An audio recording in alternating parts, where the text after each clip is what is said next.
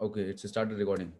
So based on that experience, मैं आज आपके साथ जो बात करने वाला हूँ वो है कि आप हर एक इंडिविजुअल, हम सब लोग हेल्दी और फिट रहना चाहते हैं। Nobody want to become sick. कोई किसी को पसंद नहीं है कि हम हॉस्पिटल जाएं और हमें दवाइयाँ लेनी पड़े, मेडिसिन लेनी पड़े। आप में से कितने लोगों को लगता है कि किसी को पसंद होगा कि हम हॉस्पिटल जाएं, मेडिसिन जाएं? कोई नहीं चाहता, right? Everybody want to become healthy.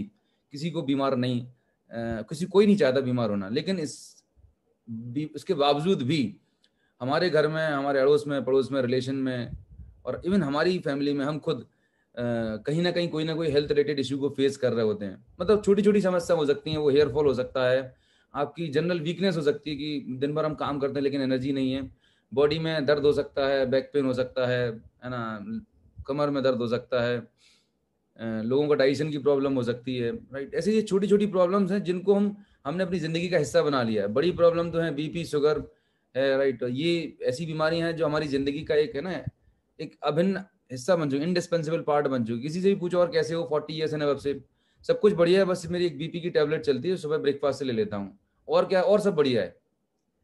तो मतलब बीपी शुगर को लोगों ने, जैसे होता है ना, कोरोना अभी नॉर्मल हो गया, अभी दोबारा लॉकडाउन लगा तो ठीक है, आदत हो गई 1 साल की कोई दिक्कत नहीं, फिर मैनेज करेंगे।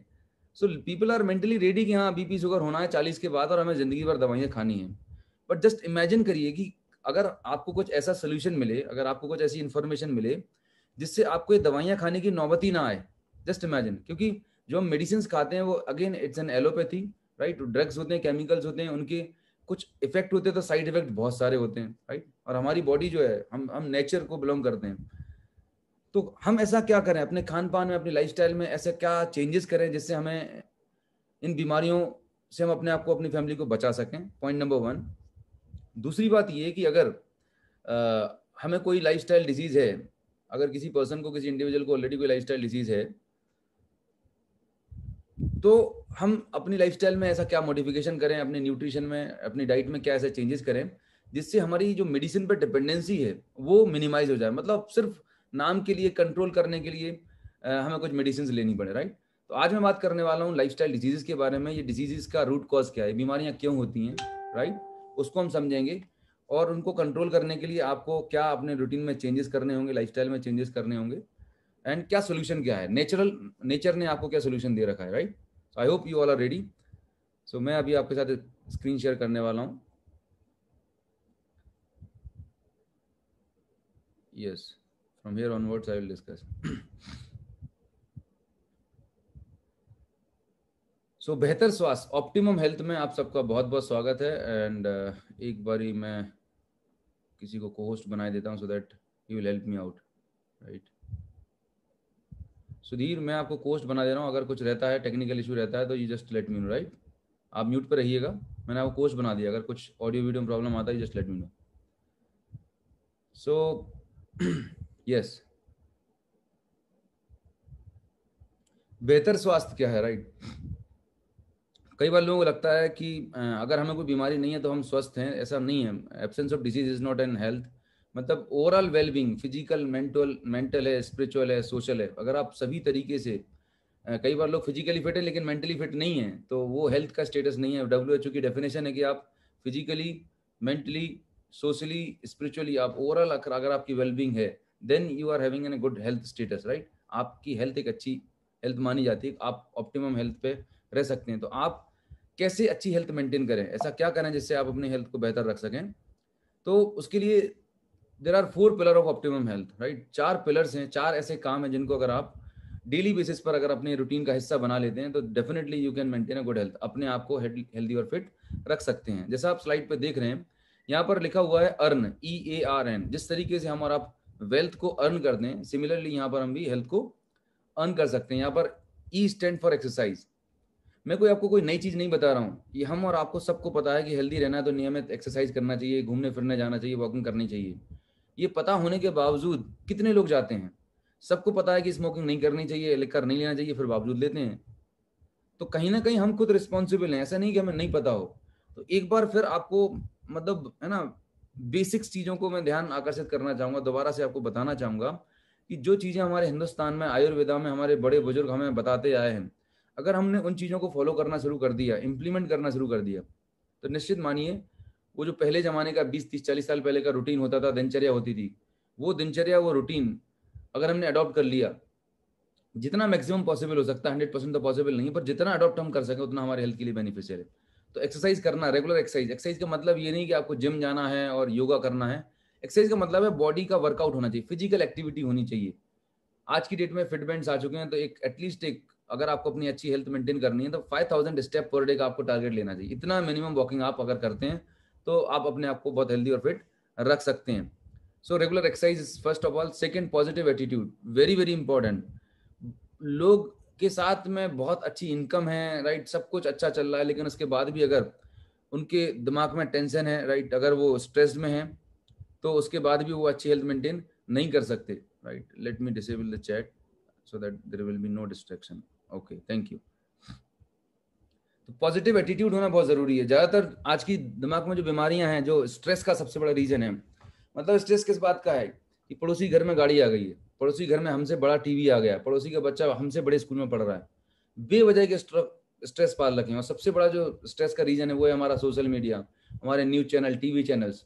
दिन भर इतना नेगेटिव दिखाया जाता है, आपके दिमाग में डाला जाता है कि आप कुछ भी, बिना कुछ भी ना चाहते हुए आपके दिमाग में स्ट्रेस पैदा हो जाता है। तो मेरी आपसे रिक्वेस्ट है कि आप अपने दिन की शुरुआत करें तो आप अपने आप को टीवी चैनल, न्यूज चैनल, जो भी नेगेटिव चीजें हैं उनसे आप दूर रखें। और रात को सोने से पहले आप कोई टीवी, न्यूज या कोई भी हॉरर सीरियल या कोई भी ऐसी चीजें ना देखें जिससे आपको स्ट्रेस पैदा होता हो। कुछ पॉजिटिव चीजें, कुछ अच्छा म्यूजिक, कुछ रिलैक्सिंग चीज आप देखें जिससे आपकी दिन की शुरुआत अच्छी हो और रात को आप सोने जाएं तो आप रिलैक्स मोड में रहें, राइट।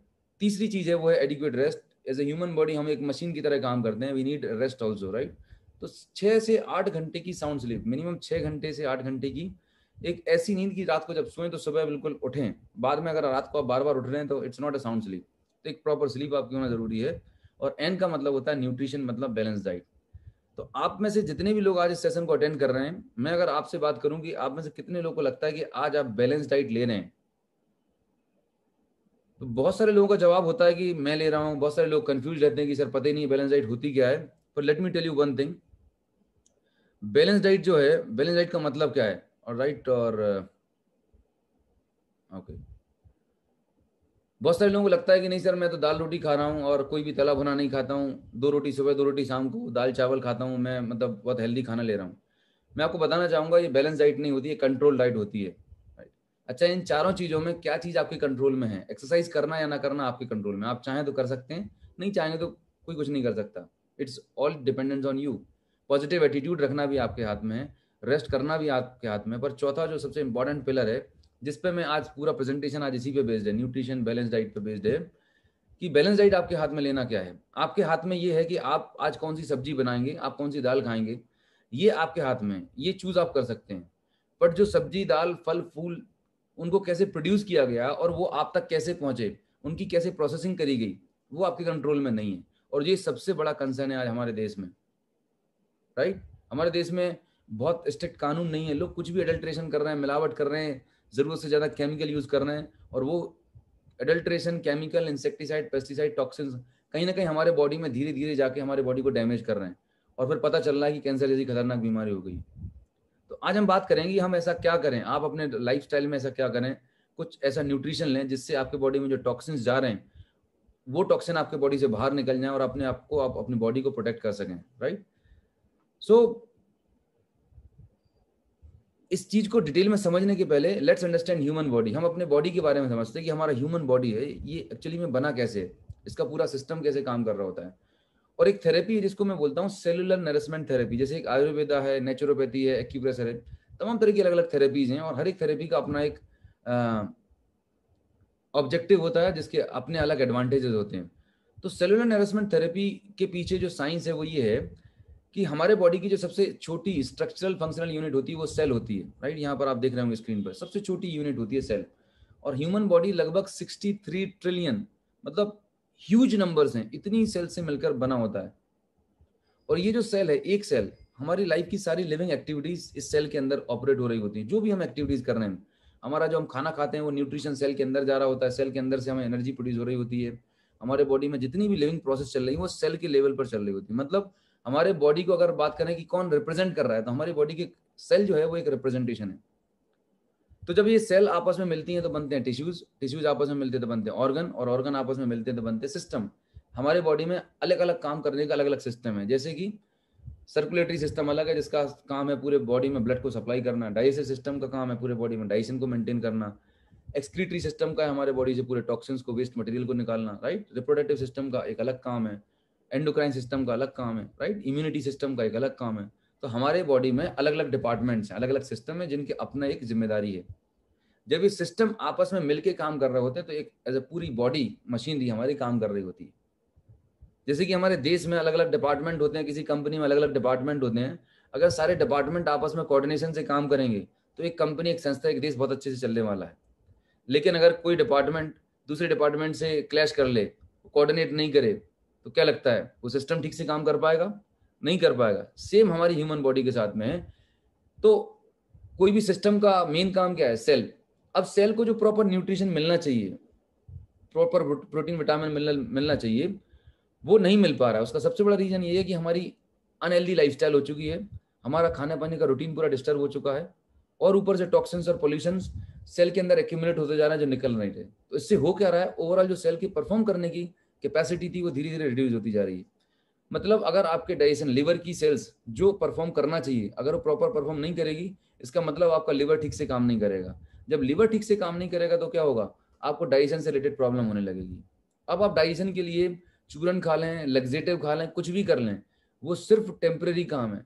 जब तक रूट कॉज पे काम नहीं होगा तब तक आपको परमानेंट रिलीफ नहीं मिलने वाला। तो आज हम बात करेंगे कि जो सेल है ना, आयुर्वेदा में बोला जाता है कि कोई भी बीमारी की रूट कॉज क्या है? जड़। तो सेल, अगर आपने सेल को प्रॉपर न्यूट्रिशन पहुंचा दिया और सेल के अंदर जो टॉक्सिन्स है वो निकाल दिए, तो आपकी सेल ऑप्टिमम लेवल पर, अच्छे लेवल परफॉर्म करेगी। जब आपकी सेल अच्छे से परफॉर्म करेगी तो as a overall human body जो आपकी है, शरीर है, ये परफेक्ट तरीके से काम करने वाला है। सो सेलुलर नरिशमेंट थेरेपी का जो ऑब्जेक्टिव है वो ये है कि आपके सेलुलर लेवल तक प्रॉपर न्यूट्रिशन पहुंचाना, जिससे आपकी पूरे ह्यूमन बॉडी अच्छे तरीके से काम कर पाए। तो ये कैसे पॉसिबल होगा? देखिए, हमारे बॉडी को जो चाहिए, वो हमारे बॉडी को चाहिए फ्रेश एयर। आज न्यूज़पेपर देख रहा था, दिल्ली में वर्ल्ड की टॉप सिटीज में अगर पोल्यूशन की बात करी जाती है, हमारे बॉडी को फ्रेश एयर चाहिए, पर इतना हाई लेवल का पोल्यूशन है कि वो ये पोल्यूशन टॉक्सिन्स हमारे बॉडी में जा रहे हैं। अब इससे बचने के लिए आपके क्या सोल्यूशन है भाई? आप ऐसा तो नहीं घर के अंदर हमेशा बंद रहेंगे, आपको बाहर जाना है, ट्रैवल करना है, सब कुछ करना है। तो फ्रेश एयर चाहिए, लेकिन मिल रही है पोल्यूटेड एयर। हमें चाहिए प्योर वाटर, लेकिन कहीं ना कहीं बहुत सारी ऐसी फैमिलीज हैं, बहुत सारे ऐसे लोग हैं जिनको प्योर वाटर नहीं मिल पा रहा। हर जगह आरओ वाटर नहीं लगा हुआ है। हमारे बॉडी को चाहिए 46 डिफरेंट टाइप के विटामिन और मिनरल, लेकिन हमारा डाइट क्या है? हम बस भागते भागते दाल चावल सब्जी रोटी जो भी हमने खाया, जिस भी एरिया में आप रहते हैं कंट्री के, जो भी आपको बेसिक न्यूट्रिशन वहाँ का प्रिंसिपल फूड है वो आप खाते निकल लेते हैं। बट जो आपने खाना खाया, जो आपने पेट भर खाना खाया, क्या उस खाने में जितनी आपकी बॉडी को रिक्वायरमेंट थी उतना न्यूट्रिशन आपने दिया? सवाल ये है, राइट। सो सिर्फ पेट भरने मात्र से ये मत समझिए, पेट भर तो बर्गर और पिज्जा से भर जाता है, राइट। पर क्या आपकी बॉडी को उतना न्यूट्रिशन मिल पाता है? तो ऑब्जेक्टिव पेट भरना नहीं है, ऑब्जेक्टिव है कि आपके बॉडी को जो रिक्वायरमेंट थी न्यूट्रिशन की, क्या वो आप फुलफिल कर पा रहे हैं? That is very important. और यही आज मेरे इस बात का जो मैं आज करने वाला हूँ, वही मेरा सब्जेक्ट भी है। तो let's understand what balance diet is all about. Balance diet का मतलब क्या है? बैलेंस डाइट का मतलब ये है कि ह्यूमन बॉडी को जितना न्यूट्रिशन चाहिए, डिफरेंट डिफरेंट वैरायटी का न्यूट्रिशन चाहिए, आप उसे एक बैलेंस क्वांटिटी में दे रहे हैं। तो न्यूट्रिशन में ऐसे कौन कौन से कंपोनेंट्स होते हैं? तो जब भी आप कुछ भी खाना खाते हैं, सुबह ब्रेकफास्ट, लंच, डिनर, सुबह से लेकर रात तक आप जो भी फूड कंज्यूम करते हैं, खाना खाते हैं, अल्टीमेट उसका डाइजेशन होता है, और डाइजेशन होने के बाद वो अपने बेसिक कंपोनेंट्स में कन्वर्ट हो जाता है। जैसे अगर आपने राइस खाया, चपाती, आलू, कोई मीठी चीज खाई, तो उससे आपको बॉडी को कार्बोहाइड्रेट मिलेगा।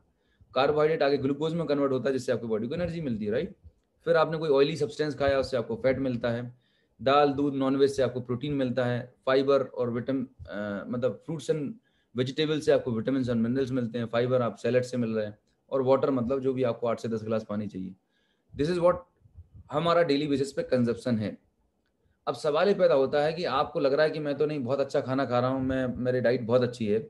बट अभी मैं आपको कुछ रिसर्च और डेटा शेयर करूंगा, जिससे आपको रियलाइज होगा कि नो, जो आपको लगता है कि आप बहुत अच्छा खाना खा रहे हैं, सब कुछ लेने के बावजूद भी आपको बहुत सारा न्यूट्रिशन जो इंपॉर्टेंट है, क्रिटिकल है, वो शायद नहीं मिल पा रहा है।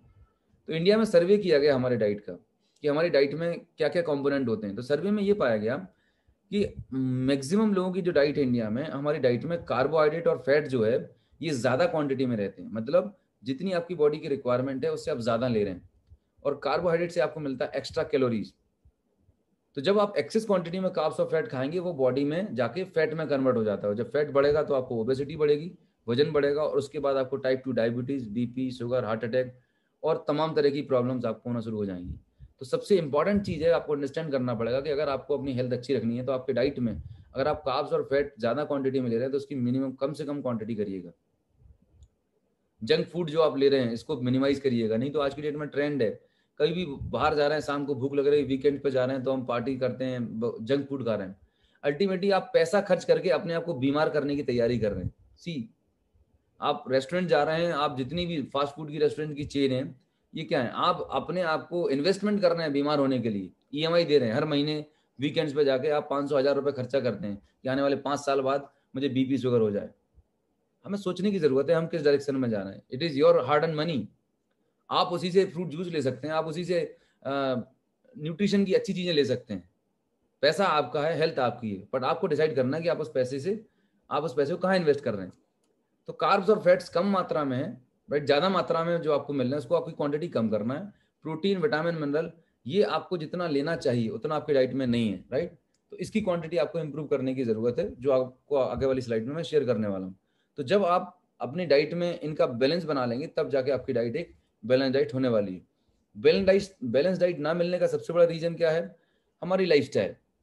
हम अपने जॉब में, अपने ट्रेडिशनल बिजनेस में, काम में इतने बिजी हो गए हैं। पिछले 20-30 साल पहले इतना मॉडर्नाइजेशन नहीं था, इतने ज़्यादा जॉब के प्रेशर नहीं होते थे, लोगों की लाइफ बहुत कंफर्टेबल थी, इसलिए लोगों को इतनी बीमारियां नहीं थी। लेकिन जैसे जैसे ज़माना बदल रहा है, चीज़ें बदल रही हैं, फास्ट पेस लाइफस्टाइल होने की वजह से हमारी प्रायोरिटी चेंज हो गई हैं, राइट। हेल्थ लास्ट प्रायोरिटी पे। तो होने उससे हो क्या रहा है कि आपका जो खाने का रूटीन है, आइडियली सुबह 8 बजे ब्रेकफास्ट, 12-1 से लंच, और रात को 8 बजे से पहले आपका डिनर हो जाना चाहिए।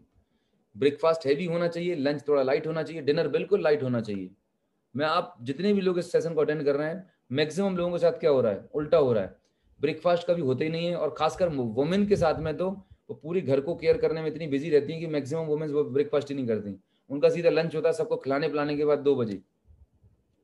सो अगर आप के खाने में 6 घंटे से ज़्यादा का गैप है, राइट, आप बहुत लेट, और आपका खाने का रूटीन प्रॉपर नहीं है, इससे आपकी बॉडी में इंसुलिन प्रोडक्शन बढ़ता है, right, glucose level, blood sugar level बढ़ता है, और वही एक जब लंबे समय तक बना रहता है तो बीपी शुगर होने की पूरी तैयारियां हो जाती हैं। तो खाने का रूटीन बहुत इंपॉर्टेंट है, खाने की क्वांटिटी बहुत इंपॉर्टेंट है कि आप कब कौन सा खाना खा रहे हैं। आयुर्वेदा में बहुत स्पष्ट बताया गया है कि सर्दियों में क्या खाना है, गर्मियों में क्या खाना है, बारिश के सीजन में क्या खाना है, क्या नहीं लेना है, पथ्य अपथ्य सब बताया गया है। सब चीजें हजारों साल पहले बता दी गई हैं, पर हम शायद उस तरफ ध्यान ही नहीं दे रहे, बीमार हो जाते हैं, फिर हम सब करने के लिए तैयार हो जाते हैं। तो क्यों ना हम बीमार होने से पहले थोड़ा सा कॉशियस हो जाएं और प्रिवेंटिव मेजर्स लेना शुरू कर दें, जिससे हम अपने आप को और अपने फैमिली को हेल्दी रख सकते हैं। तो ये लाइफस्टाइल बहुत फास्ट हो गई, और सबसे बड़ा जो चैलेंजिंग टास्क है और रीजन है लोगों के बीमार होने का, वो है इंक्रीजिंग पोल्यूशन। आज आप देख रहे हैं कोई भी फ्रूट्स वेजिटेबल आप ले रहे हैं वो प्योर नहीं आ रही, ह्यूज क्वांटिटी ऑफ इंसेक्टिसाइड और पेस्टिसाइड यूज किए जा रहे हैं। पंजाब में हमने ग्रीन रेवोल्यूशन तो ला दिया, किसानों ने इतना ज्यादा केमिकल इंसेक्टिसाइड यूज किया कि आज वहां पर हर दूसरे तीसरे घर में कोई ना कोई कैंसर का मरीज है। स्पेशल कैंसर ट्रेन चलाई जा रही है मुंबई के लिए, इतने नंबर ऑफ केसेस बढ़ गए हैं। पहले कहाँ होता था वुमेन्स में कैंसर, आज ओवेरियन कैंसर, ब्रेस्ट कैंसर के रिस्क कितने बढ़ गए हैं। एक इंसान कभी स्मोकिंग नहीं करता पर उसको लंग कैंसर हो गया, हेड एंड नेक कैंसर हो गया। मैंने 5 साल जॉब किया है कैंसर डिवीजन में, तो मैं तो रोंगटे खड़े हो जाते हैं। एक नॉर्मल पर्सन जो बिला उसने कुछ भी ऐसी बैड हैबिट नहीं है, उसको कैंसर हो जा रहा है। कहाँ से पैदा हो रहा है कैंसर? इन्हीं सब हार्मफुल केमिकल्स की वजह से, जहरीले इंसेक्टिसाइड और पेस्टिसाइड की वजह से हो रहा है। मेरा सवाल आपसे सिर्फ इतना सा है कि क्या आपके पास इन सब टॉक्सिन केमिकल से बचने का कोई सोल्यूशन है? एक सोल्यूशन मैं आपको सजेस्ट करता हूं कि हम सब लोग अपने अपने घर में किचन गार्डन बना लें, अपने अपने फार्म हाउस बनाएं और नेचुरल तरीके से ऑर्गेनिक फार्मिंग करना शुरू कर दें। तो मुंबई वाला पर्सन बोलेगा साहब मैं नौकरी पे जाऊंगा कि खेती करूंगा। कितने लोगों के लिए प्रैक्टिकली फिजिबल है? Less than 1%, right. तो हर किसी के लिए प्रैक्टिकली फिजिबल नहीं है। खाना पीना आप छोड़ नहीं सकते, खाना तो हमारी मजबूरी है, मार्केट से ही लाना है।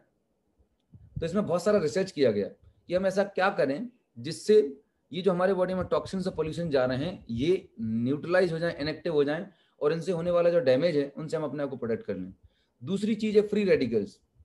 फ्री रेडिकल्स मतलब इसको समझिएगा अगर, कि जब आप घर में एप्पल को काट के रख देते हैं तो एप्पल कैसा हो जाता है? रेड कलर का हो जाता है। क्यों हो जाता है? क्योंकि बाहर इतना ऑक्सीडेशन है, फ्री रेडिकल्स हैं जो उसको डैमेज कर रहे हैं। लोहे को आप खुला छोड़ देते हैं तो उसमें जंग लग जाती है, रस्ट लग जाती है। ठीक ऐसे ही फ्री रेडिकल्स क्या करते हैं, हमारे बॉडी को इंटरनली डैमेज कर रहे हैं फ्री रेडिकल्स। और जब लंबे समय तक ये डैमेज होती रहती है तो वो एक क्रोनिक डिजेनरेटिव डिजीज में कन्वर्ट हो जाती है। क्रोनिक डिजेनरेटिव डिजीज, क्रोनिक मतलब लंबे समय तक चलने वाली, डिजेनरेटिव मतलब धीरे धीरे जो डैमेज हो रही है, डिजेनरेटिव डिजीज। और एक बार ये डिजीज आपके बॉडी में पनप गई, एस्टेब्लिश हो गई, फिर दवाइयां जिंदगी भर खाना है और परेशानी परेशानी झेलना है। तो मैं आपसे जो बात कर रहा हूँ, इतना सब कुछ बताने के पीछे जो मेरा पर्पस है वो ये है कि वक्त आ गया है अब जागने का, बहुत हो गया। ये जो लिस्ट आपके सामने दिख रही है ये वो डिसीज की लिस्ट है, cancer, sugar, heart attack, blood pressure, arthritis, asthma, right. ये सारी की सारी बीमारियां किसी बैक्टीरिया और वायरस के इन्फेक्शन से नहीं होती। दो तरह की बीमारियां होती हैं, एक बीमारी जो होती है बैक्टीरिया वायरस के इन्फेक्शन से होती है जिसको हम बोलते हैं इन्फेक्शियस डिसीजेस। वैसी बीमारियों को कंट्रोल करने के लिए मेडिकल साइंस ने, एलोपैथी ने तमाम तरह की दवाइयां, एंटीबायोटिक और वैक्सीन बना ली है, तो वो कंट्रोल हो गई।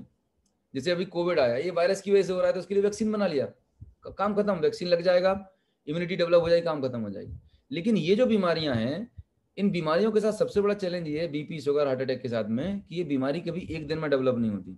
ऐसा नहीं होता कि कल आप किसी बर्थडे पार्टी में गए या किसी शादी पार्टी में गए, आपने तो रसगुल्ले ज़्यादा खा लिए या बटर ज़्यादा लगा लिया तो आपको अगले दिन हार्ट अटैक आ गया, बीपी डायग्नोज हो गया।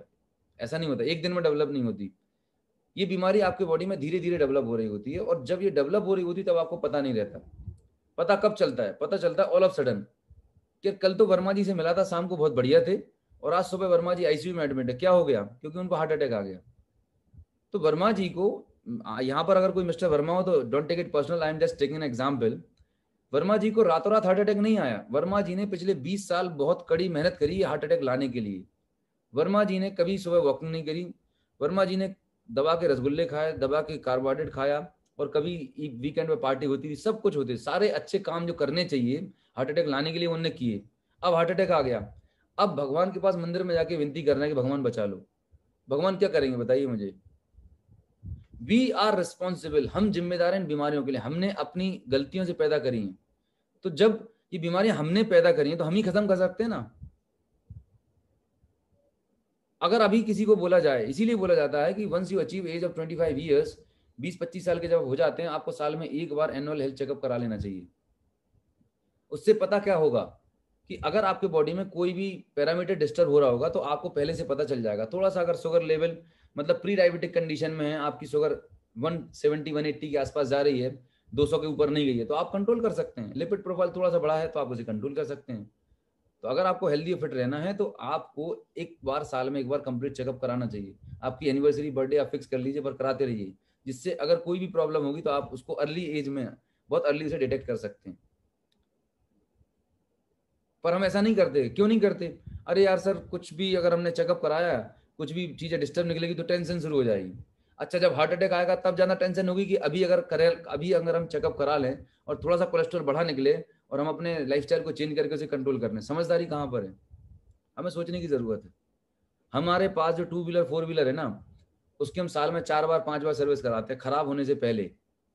आप याद करो कि आपने स्वस्थ रहते हुए कब अपना चेकअप कराने की सोची? हमने अपने बॉडी को टेकन फॉर ग्रांटेड ले लिया है, क्योंकि फ्री में मिली हुई है। गाड़ी की चिंता इसलिए क्योंकि 10 लाख रुपए लगाए हुए हैं। Take your body very seriously, इसको एक मंदिर की तरह ट्रीट करें। जैसा आप बॉडी को ट्रीट करने वाले हैं, बॉडी भी आपको वैसे ही रिप्लाई देने वाली है। चॉइस आपके पास है। अगर आप इस पर अत्याचार करोगे तो फिर रेस्ट ऑफ द लाइफ 40-45 के बाद तैयार हो जाओ, जिंदगी भर आपको पेन झेलना होगा। So the point is that आपके पास दो सोल्यूशन है, दो ऑप्शन है। अगर आज आप हेल्दी हैं, आपके पास ऊपर वाले की ब्लेसिंग्स हैं, कृपा है कि आज आपको कोई मेडिसिन नहीं लेनी पड़ रही, राइट? तो क्यों ना हम आज से और अभी से अपनी हेल्थ को मेंटेन करने के लिए कुछ लाइफस्टाइल चेंजेस करें, कुछ हेल्दी हैबिट्स डेवलप करें।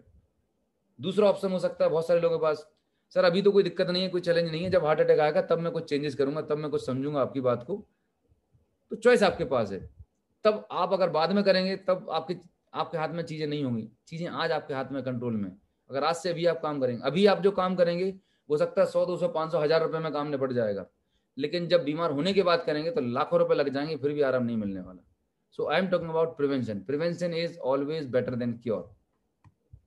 नाउ तो सोल्यूशन क्या है? अगर आपको हेल्दी रहना है, फिट रहना है, प्रिवेंट अपने आप को लाइफस्टाइल डिजीज से बचाना है, तो वही 4 पिलर पे काम करना है। Regular exercise, positive attitude, rest, nutrition. Nutrition मतलब आप जो खाना खाते थे, वो जो आप खाना खा रहे खाते रहिएगा।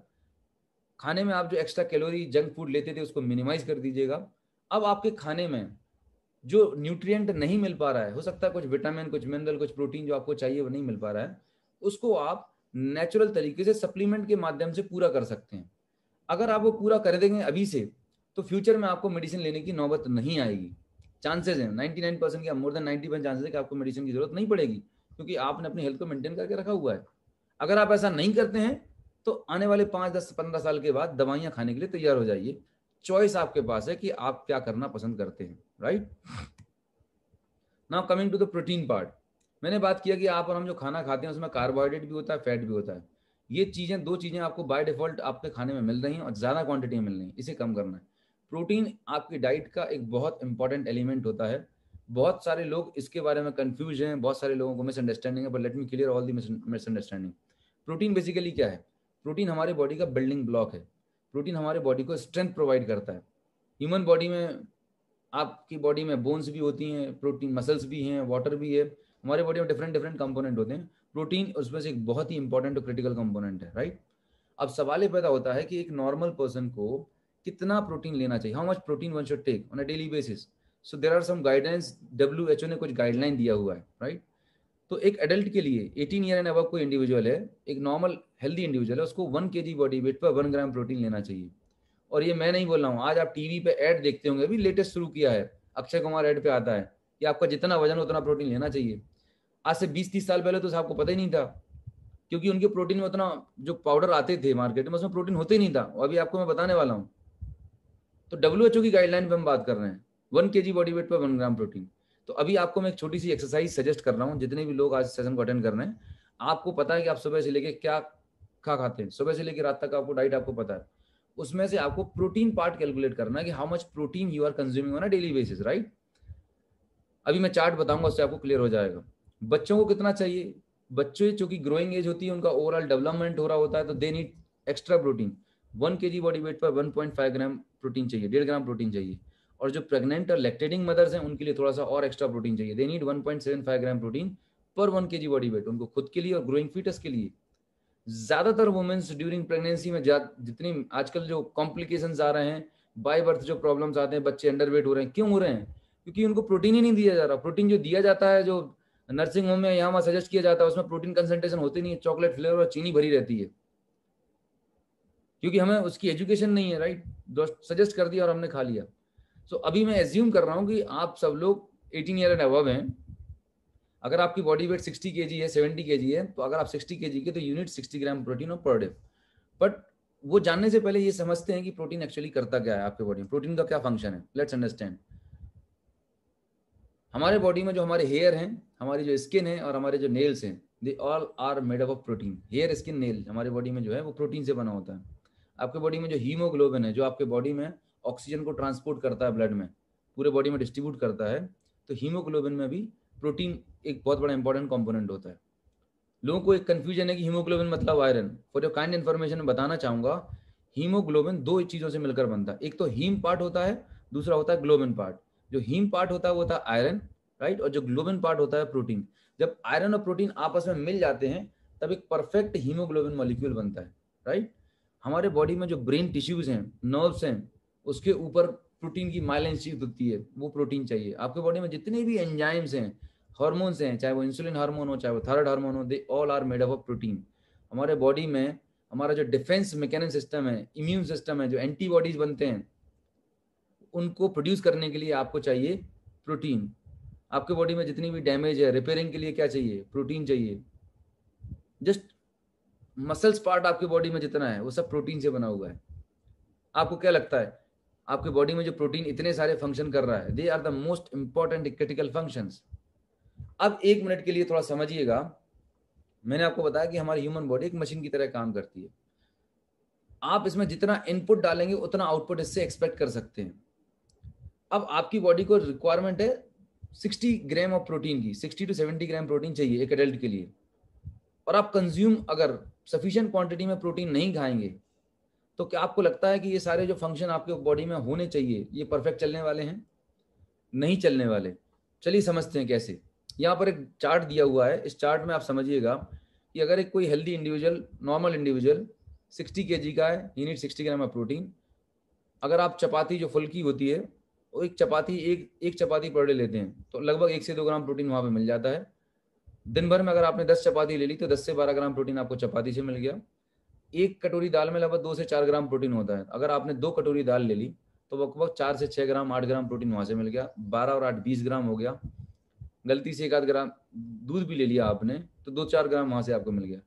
कुल मिला के अगर आप देखें तो 20 से 25 ग्राम प्रोटीन आपको मिल पा रहा है। अगर आपने एग ले लिया, नॉनवेज ले लिया जिस दिन, 5-10 ग्राम वहाँ से मिल जाएगा। आपकी रिक्वायरमेंट कितनी है? Your requirement is 60 to 70 gram per day, और आप सप्लाई कितना कर रहे हैं? 20 से 25 ग्राम पर डे। लगभग 30 to 40 ग्राम की डेफिशिएंसी है। और ये मैं नहीं बात कर रहा हूँ, इंडिया की जानी मानी मेडिकल संस्था है ICMR, Indian council of medical research ने इंडिया में सर्वे किया है और ये डेटा निकाला है कि 80% इंडियन अपनी डाइट में जितना आपका रिक्वायरमेंट ऑफ प्रोटीन है उसका 50% भी नहीं ले रहे हैं। जस्ट इमेजिन करिएगा। हम गलत फहमी में जी रहे हैं, ज्यादातर लोगों को पता ही नहीं है। अब इसको एक छोटे से एग्जांपल से समझिए। मान के चलिए आपके पास एक स्कूटी है, एक 2 व्हीलर है। आपकी स्कूटी का एवरेज है 40 किलोमीटर पर लीटर। अगर मैं आपको बोलूं कि आपकी अपनी स्कूटी का पेट्रोल टैंक खाली करें और उसमें 250 ml पेट्रोल डालें और फिर उस स्कूटी को चलाएं, तो क्या वो 40 किलोमीटर जाने वाली है? नहीं जा सकती। 10 से 15 किलोमीटर आपकी स्कूटी जाएगी, उसके बाद आपको रिजर्व लगाना पड़ेगा और फिर और चलाने का प्रयास करेंगे तो स्कूटी आपकी बंद हो जाएगी, क्योंकि उसका पैरामीटर फिक्स है कि 1 लीटर पेट्रोल डालोगे तो 40 किलोमीटर जाएगी। अब आप समझिएगा आप अपनी बॉडी के साथ क्या कर रहे हैं पिछले 30, 40, 50 साल से, जो भी आपकी एज ग्रुप है। रिक्वायरमेंट 60 to 70 ग्राम की और आप उसे सप्लाई कर रहे हैं 15 से 20 ग्राम, 25 ग्राम। ये 20 से 30 ग्राम का जो गैप है, न्यूट्रिशनल गैप, डेफिशिएंसी है, ये आपकी बॉडी कितने दिन तक मैनेज करेगी? 1 महीना, 1 साल, 2 साल, 5 साल? जब ये डेफिशिएंसी लगातार और लंबे समय तक बनी रहती है, इससे आपकी बॉडी में एक न्यूट्रिशनल गैप क्रिएट हो जाता है। और उसका इम्पैक्ट क्या होता है? उसका इम्पैक्ट आपकी बॉडी, याद रखना, आपके बॉडी में कोई भी बीमारी आती है, कोई भी प्रॉब्लम आती है तो वो आपको सिग्नल देती है, राइट? आपको सिम्टम्स दिखाती है। सिम्टम्स आने का पर्पज ये कि बॉडी आपको इंडिकेट कर रही है कि भाई साहब ये कुछ प्रॉब्लम है, you should take care of this.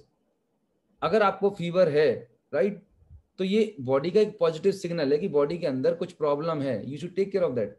अगर आपको हेडेक है, हेडेक कोई बीमारी नहीं है, आपकी बॉडी आपको इंडिकेट कर रही है कि सर आप रेस्ट कर लीजिएगा, थोड़ा सा रिलैक्स हो जाइएगा, जिससे मुझे रिलैक्स मिल जाए। अगर आपको छींक आती है तो बॉडी की एक डिफेंस मैकेनिज्म, प्रोटेक्शन है कि अंदर आपकी रेस्पिरेटरी सिस्टम में कुछ कचरा, कुछ गंदगी गई, उसको बाहर फेंकने की प्रोसेस है।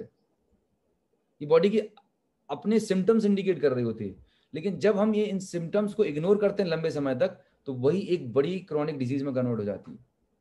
अब समझिए 30 ग्राम 40 ग्राम की डेफिशिएंसी है और आप सोच रहे हैं कि मेरे बाल सफेद ना हो, मेरे बाल ना झड़े। दुनिया कोई ताकत नहीं रोक सकती। 80-90% वुमेन्स को हेयर फॉल की प्रॉब्लम है। अब हेयर फॉल हो रहे हैं, गुच्छे के गुच्छे निकल रहे हैं, राइट? उसका रूट कॉज क्या है? आप किसी डॉक्टर के पास जाते हैं या कहीं नॉर्मल देखते, टीवी एड देखते, तो क्या करते हैं? कोई शैम्पू, कोई कंडीशनर आपने जो फैंसी एड देख लिया, लगा लीजिए, सुपरफिशियल। आप ऊपर से कितना ही शैम्पू, कंडीशनर, दुनिया का बेस्ट ऑफ द बेस्ट तेल क्रीम लगा लेना, कुछ नहीं होने वाला। You are wasting your money. उसका रीजन क्या है? आपके जो हेयर की रूट्स हैं वो आपकी स्कैल्प के अंदर है। मतलब ऐसा है कि आपकी छत है, राइट, आपकी छत में एक छेद है, राइट, छत से छेद है जहां से पानी टपक रहा है।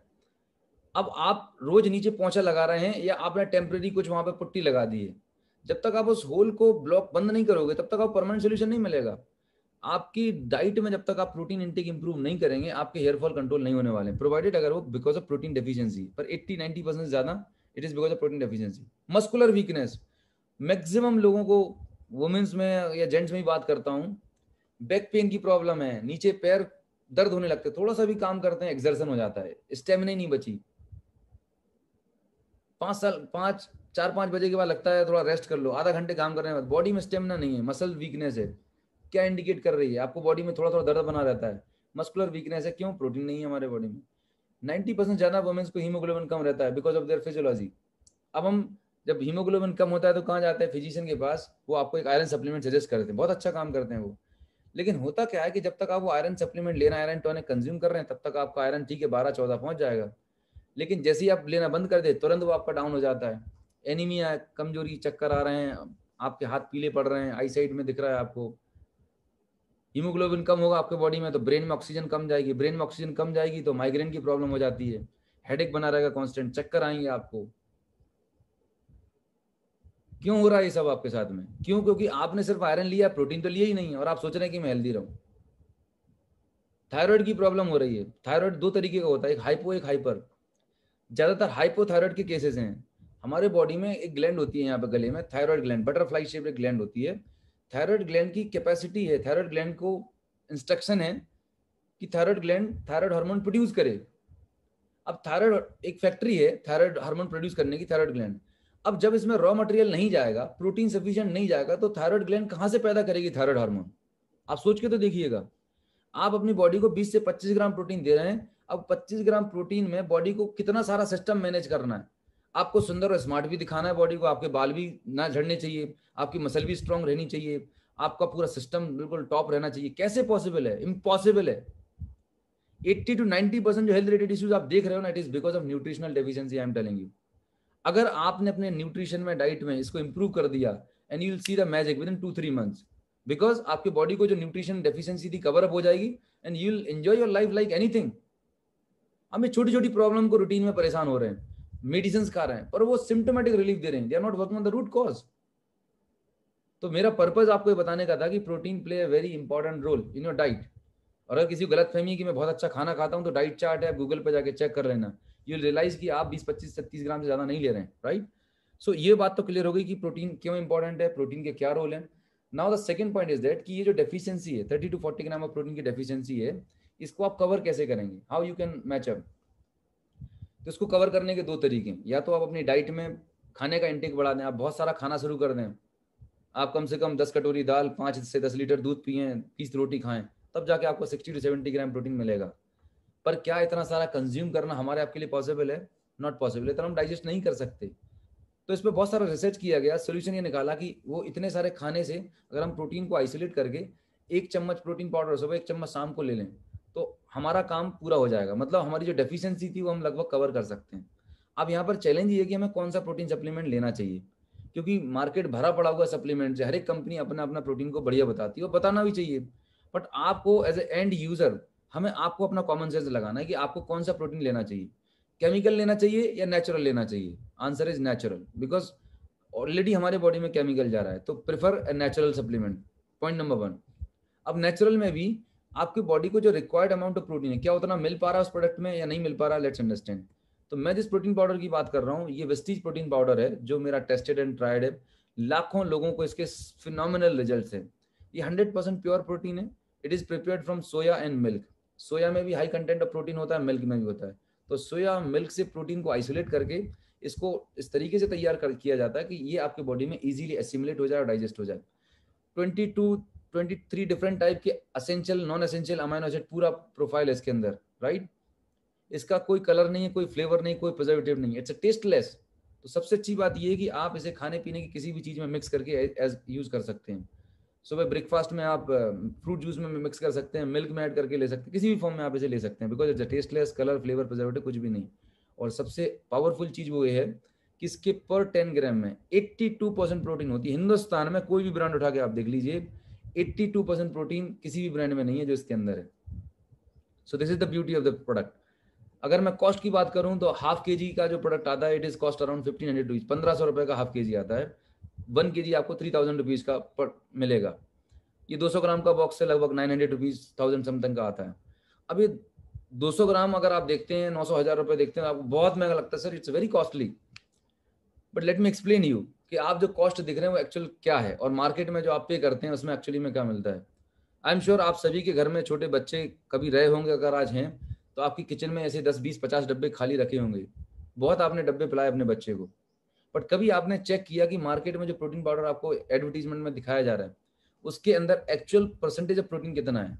आज आप अपने घर में जाके चेक करना, you will be shocked, surprise नहीं होंगे, शॉक्ड होंगे कि इतने सालों से आप अपने बच्चों को दबा के चीनी पिला रहे हैं, घुली हुई 1000 रुपए किलो चीनी पिला रहे हैं।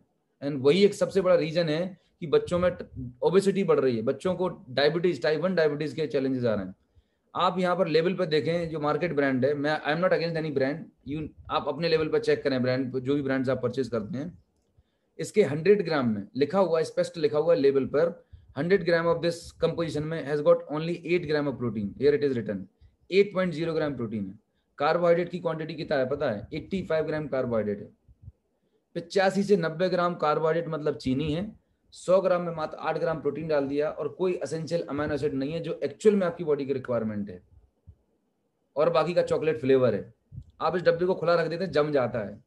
बच्चे सिर्फ इस पाउडर को चॉकलेट फ्लेवर की वजह से पी रहे हैं। आपका जो पैसा है वो आप किस चीज के लिए इन्वेस्ट कर रहे हैं? बच्चे को बीमार करने के लिए, हेल्दी करने के लिए? टीवी एड में दिखाया जाता है कि इससे इतनी ग्रोथ हो गई, ओलंपिक मेडल मिल गया। अगर ये प्रोटीन पाउडर इतने चमत्कारिक होते थे तो सारे ओलंपिक और स्पोर्ट्समैन को यही पिलाते, सब लोग गोल्ड मेडल लेके आते थे ना। We need to use our common sense कि भाई हमारा जो पैसा है हम किस चीज पे इन्वेस्ट कर रहे हैं। क्या वो प्रोडक्ट वाकई में जो हमें एक्सपेक्टेड रिजल्ट चाहिए वो इसके अंदर है, कंटेंट नहीं है? You need to cross check. आप चेक करेंगे, आपको खुद पता चल जाएगा, आपको आंसर मिल जाएगा, राइट? नाउ अगर आप फाइनल कंपैरिजन करें, which is better for your health और आपकी फैमिली की हेल्थ के लिए क्या है? This is a protein powder. इसकी एक स्कूप में, वेस्टीज प्रोटीन पाउडर के एक स्कूप में 10 ग्राम है, it has got 8.2 gram protein, 8.2 gram protein है, and the cost of this 10 gram is 30 rupees. Market में आप 100 ग्राम का प्रोडक्ट लेते हैं और 100 ग्राम में मात्र 7 ग्राम प्रोटीन है, बाकी की चीनी है। वी नॉट, हम यहाँ पे शुगर की कॉस्ट के लिए नहीं आए। तो कहाँ 100 रुपए में 7 ग्राम प्रोटीन मिल रहा है मार्केट में, और रेस्ट पूरा चीनी है जो 40 रुपए 50 रुपए किलो मिल रहा है, और यहाँ पर आपको 30 रुपीज में 8.2 प्योर प्रोटीन मिल रहा है। कौन सा सस्ता है? आप मैथमेटिक्स आपकी है, आप मैथ्स लगा सकते हैं। So you need to use our common sense. दिखने में भले लग रहा है पर आपको प्योर प्रोटीन मिल रहा है, राइट? इसको यूज करने का तरीका बहुत सिंपल है। हर एज की, मतलब 15 ईयर्स एंड अबव के कोई भी पर्सन इस प्रोडक्ट को ले सकता है। वेस्टीज में एक दूसरा प्रोटीन पाउडर आता है, इनविगो चॉकलेट प्रोटीन पाउडर, जो बच्चों के लिए होता है। उसमें चॉकलेट फ्लेवर भी रहता है और other nutrients, essential amino acid, DHA वगैरह सारा कुछ रहता है। तो दोनों वेराइटीज हैं, एडल्ट्स के लिए भी और चिल्ड्रंस के लिए, आप यूज कर सकते हैं। अब बात करते हैं विटामिन और मिनरल्स की, कि एक नॉर्मल हेल्थी इंडिविजुअल को कितना विटामिन और मिनरल लेना चाहिए।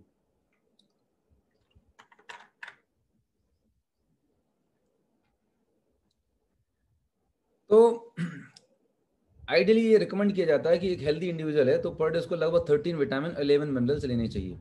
13 विटामिन 11 मिनरल्स लेने के लिए आपको लगभग 8 से 10 plate different kind of colour के फ्रूट्स और वेजिटेबल पर डे कंज्यूम करना चाहिए।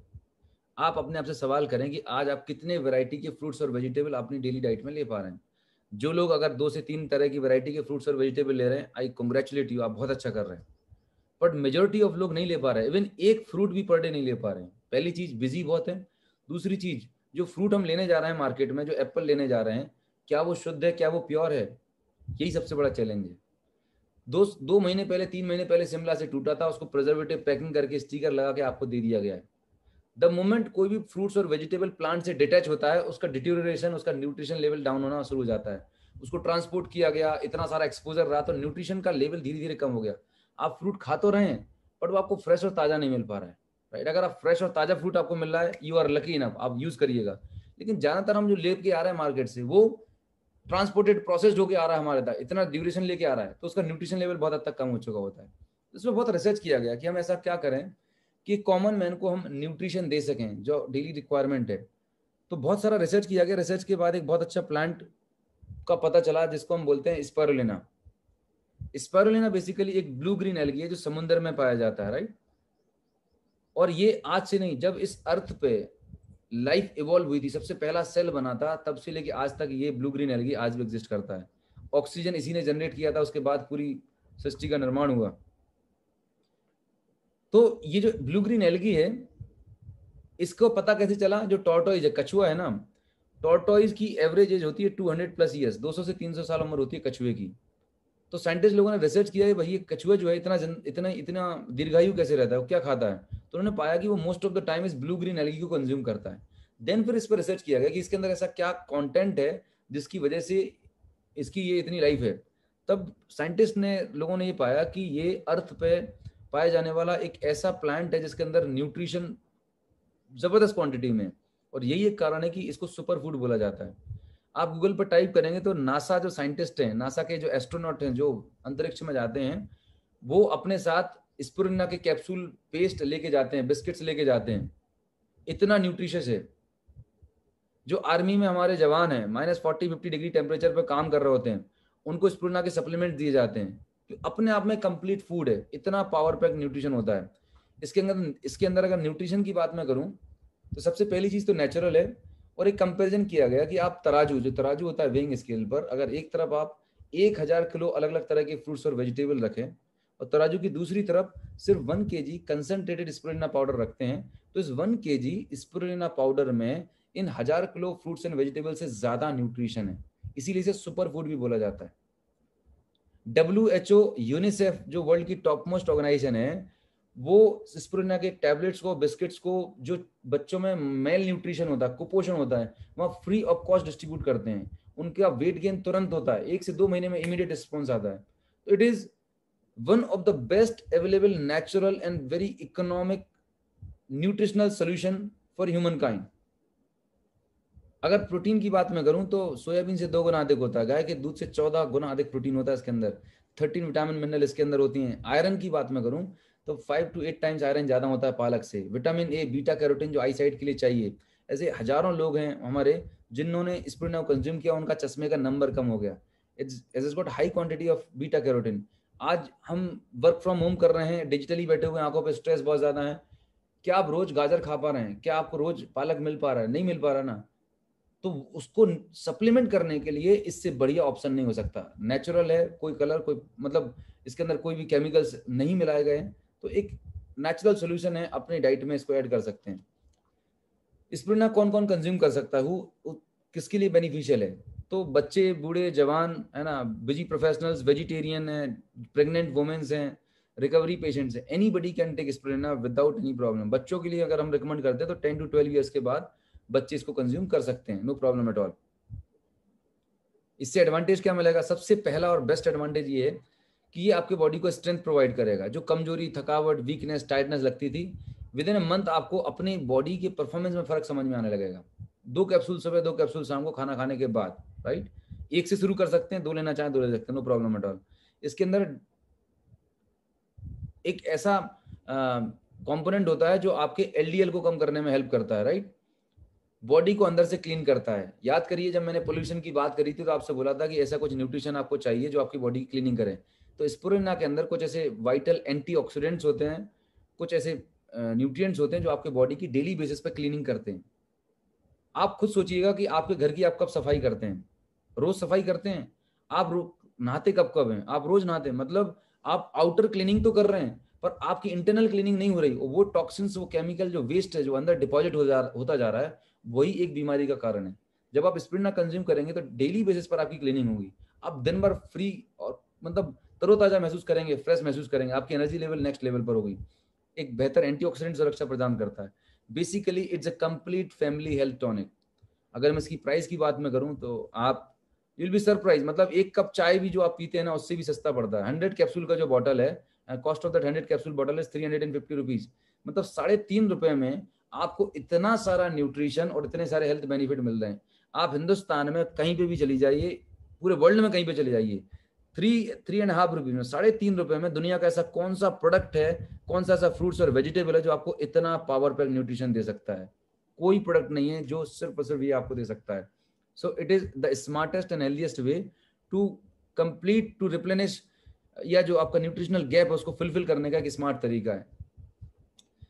इसको यूज कहाँ पे नहीं करना है मैं आपको स्पष्ट बता देता हूँ। जिन लोगों को अगर यूरिक एसिड की प्रॉब्लम है, चूंकि इसमें प्रोटीन कंटेंट 60 to 70% होता है, if a person is having uric acid problem, उनको प्रोटीन और स्पिरुलिना नहीं लेना चाहिए। अगर किसी को किडनी से रिलेटेड प्रॉब्लम है, राइट, आपकी किडनी में क्रिएटिनिन लेवल बढ़ा हुआ है, क्रोनिक किडनी डिजीज है, या कोई भी किडनी से रिलेटेड आपको प्रॉब्लम पहले रहा है, अगर आज है, तो प्लीज प्रोटीन या स्पिरुलिना को नहीं लेना है। और इसको लेने से पहले एक बार जिस पर्सन ने आपको इन्वाइट किया है या आपका न्यूट्रिशन एक्सपर्ट है, वेलनेस कंसल्टेंट है, आप उससे एक्सपर्ट से आप सलाह ले सकते हैं। इन 2 कंडीशंस में, मेडिकल कंडीशन में स्पिरुलिना नहीं दिया जाता। रेस्ट अगर आप हेल्दी हैं, कोई प्रॉब्लम नहीं है, you can take this supplement life long, no problem at all. Now I am coming to the very important point, जो सबसे क्रिटिकल और इंपॉर्टेंट है, जो बीमारी आज हमारे देश में बहुत तेजी से बढ़ रही है। बनी रहिएगा नेक्स्ट 15 to 20 मिनट्स, बिकॉज अभी मैं जो कवर करने वाला हूँ वो आपके लिए, आपकी फैमिली के लिए बहुत इंपॉर्टेंट और क्रिटिकल है।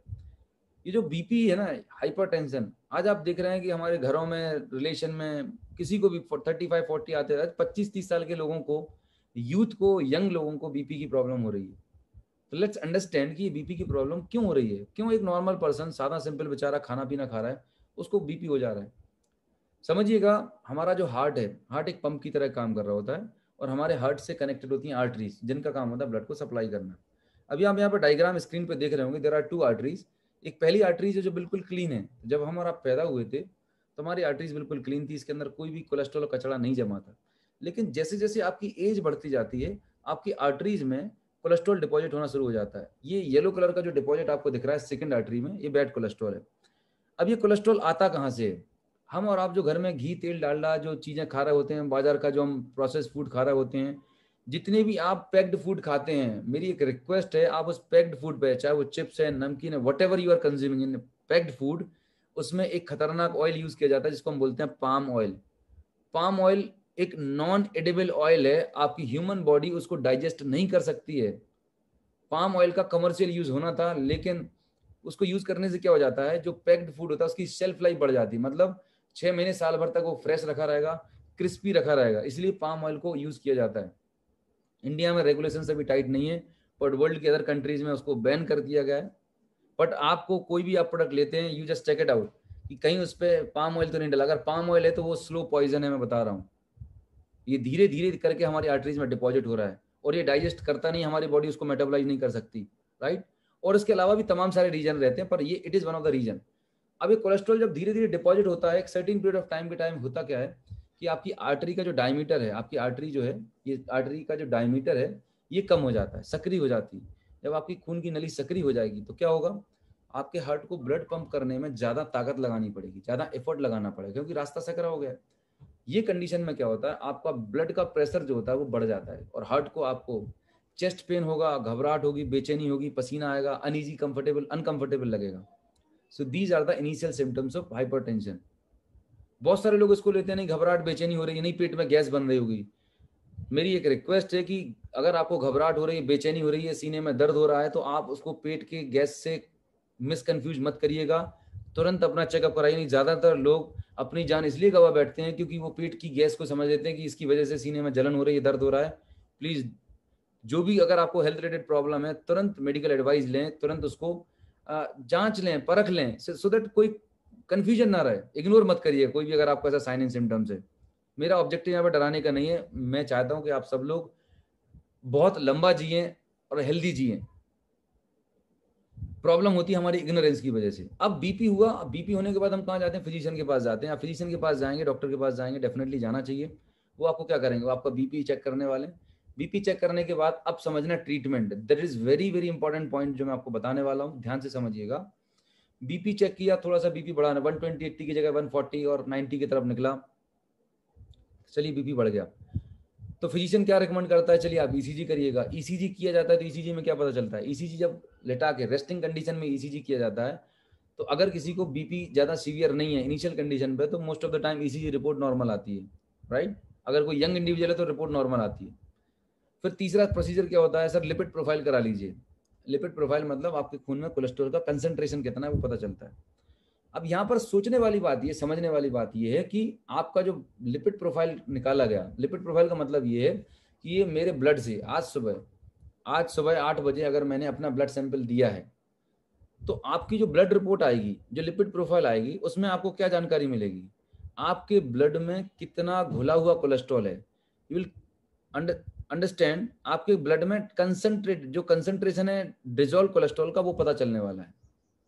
ब्लड प्रेशर की प्रॉब्लम क्यों हो रही है, जो आपकी आर्टरीज के अंदर चिपका हुआ कोलेस्ट्रॉल है, जो ब्लॉकेज है, उसकी वजह से आपको हार्ट की प्रॉब्लम हो रही थी, उसकी वजह से बीपी की प्रॉब्लम हो रही थी। और हमें पता क्या चल रहा है, ब्लड रिपोर्ट में डिजोल्व कोलेस्ट्रॉल पता चल रहा है। कई बार ऐसा होता है कि वो डिजोल्व कोलेस्ट्रॉल का कंसंट्रेशन इतना ज्यादा नहीं होता, सिग्निफिकेंट नहीं होता, तो लोगों की लिपिड प्रोफाइल की रिपोर्ट भी नॉर्मल है। मतलब पेशेंट है, उसको बीपी हाइपरटेंशन के सिम्टम्स हैं, लेकिन ईसीजी रिपोर्ट नॉर्मल है और ब्लड रिपोर्ट भी नॉर्मल आ रही है। ब्लड रिपोर्ट में जो डिपॉजिट कोलेस्ट्रॉल है वो डायग्नोज ही नहीं हो रहा है। अभी इसमें सबसे बड़ा जो चैलेंज ये आ जाता है कि पेशेंट जाता है, वो एक आध दिन टैबलेट खाता है, 5-7 दिन बंद कर देता है, और पता पड़ा 1-2 महीने के बाद हार्ट अटैक से उसकी डेथ हो जाती है। जो मेन कल्प्रेट था, जो मेन डिपॉजिट कोलेस्ट्रॉल था वो अनडायग्नोज था, उसको हम बोलते हैं विजरल फैट। ये पता चलता है एमआरआई से और सीटी, मतलब एमआरआई से पता चलेगा आपको और एंजियोग्राफी से पता चलता है, जो इनिशियल लेवल पे होती नहीं है। अब समझिएगा दूसरी सिचुएशन कि जब हाइपरटेंशन होता है तो क्या दिया जाता है, हमें टैबलेट दी जाती है, बीपी की टैबलेट, कोई स्टैटिन दे दिया जाएगा और खून को पतला करने की दवाई दे दी जाती है। जो इको स्प्रिन होती है, एस्प्रिन होती है, वो खून को पतला करती है, और जो स्टैटिन्स होते हैं वो आपकी आर्टरी को डायलेट कर देते हैं। तो जो बीपी की टैबलेट है, कोई भी बीपी पेशेंट जब वो बीपी की टैबलेट खाता है तो बीपी की टैबलेट कैसे काम करती है, लेट मी एक्सप्लेन यू। ये जो आपकी आर्टरी जो है, ये आर्टरी का डायमीटर कम था, जैसे ही पेशेंट बीपी की टैबलेट खाता है तो आर्टरी का डायमीटर चौड़ा हो जाएगा, आर्टरी जो सकरी थी वो आर्टरी फैल जाएगी, डायलेट हो गई। जब आर्टरी फैल जाएगी तो हमारे हार्ट को ब्लड को पंप करने में ज़्यादा एफर्ट नहीं लगाना पड़ेगा। तो पेशेंट को क्या फील होता है, मेरा बीपी नॉर्मल है, कंफर्टेबल है। क्यों? क्योंकि उसने बीपी की टैबलेट खा रखी है।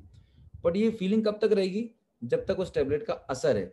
जैसे उस टैबलेट का असर खत्म हो जाएगा, अगले दिन सवेरे से फिर घबराहट बेचैनी होगी, फिर अगले दिन वो टैबलेट खा लेता है। तो ये सिलसिला सालों तक चलता रहता है। मैं आपको बता रहा हूँ हमारा पर्पज क्या था, बीपी और शुगर का क्या था।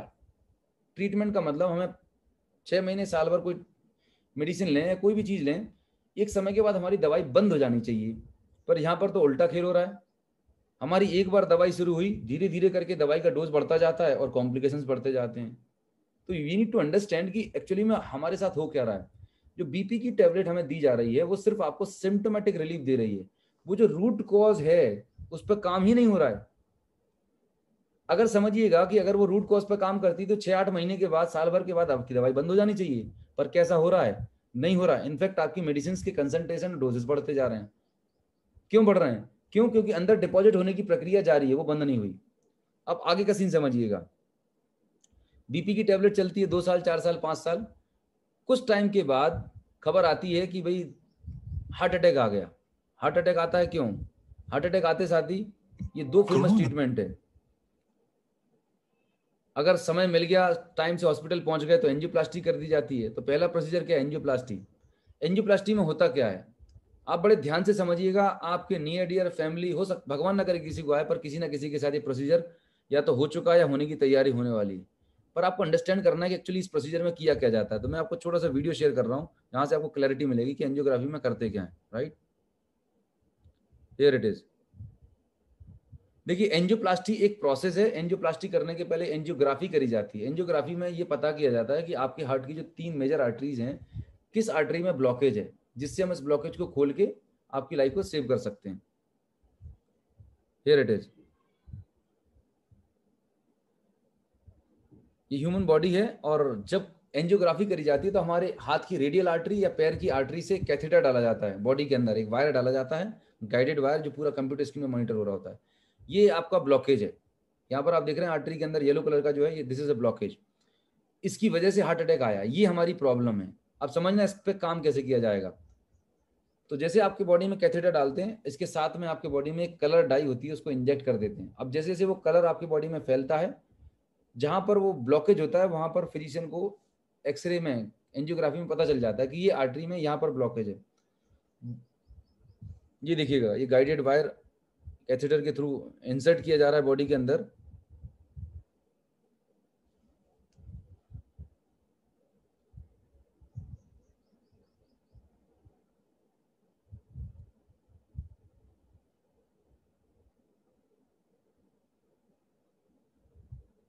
ये देखिएगा, ये जो ब्लैक आपको दिखा, ये जहां पर नैरो आर्टरी है, जहां पर ब्लॉकेज था, वो आइडेंटिफिकेशन हो गया। अब इस ब्लॉकेज को कैसे खोला जाएगा, बहुत इंपॉर्टेंट चीज है, ध्यान से समझिएगा।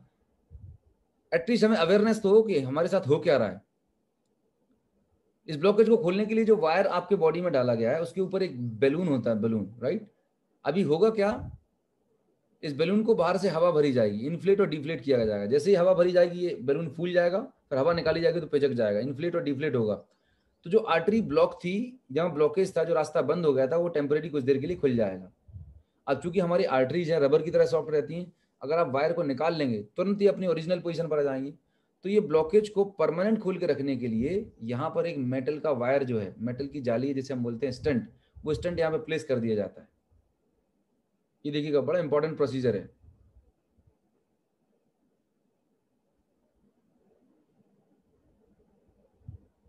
ये बलून है, बलून के ऊपर आपको ये मैश दिख रहा होगा, मेटल की जाली दिख रही है, दिस इज कॉल्ड स्टेंट। ये कोरोनरी स्टेंट एंजियोप्लास्टी कहलाती है। ये स्टेंट यहाँ पे प्लेस करके वायर निकाल दिया, this is what procedure is called.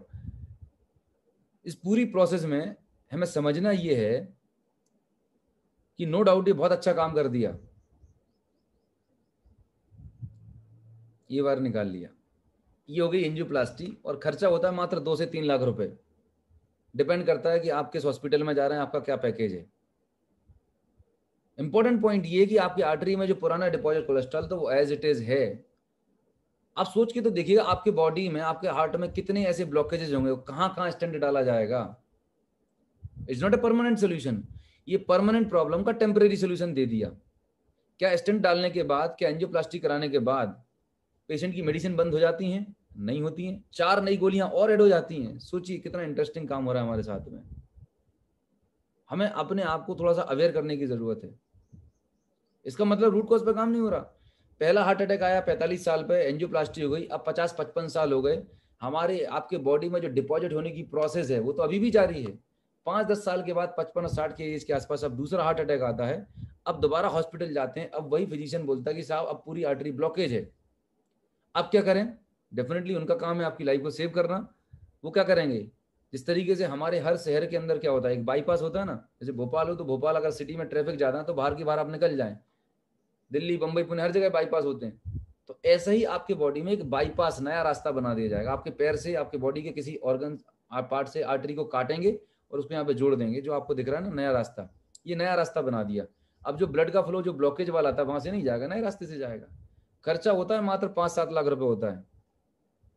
ये 5-7 लाख रुपए आपने अपने बच्ची की शादी के लिए, बच्ची की एजुकेशन के लिए कहीं जमा करके रखे तो वो पैसा यहाँ पर घुस जाता है एक झटके में। मैंने लोगों को घरों के प्लान करते देखा है, बच्चे की एजुकेशन प्लान करते देखा है, गाड़ी की प्लानिंग करते हुए देखा है, लेकिन आज तक कोई ऐसा बंदा नहीं मिला जिसने अपने 5-10 लाख रुपए की एफडी करा दी हो कि कभी हार्ट अटैक आया तो मेरी एफडी तोड़वा देना।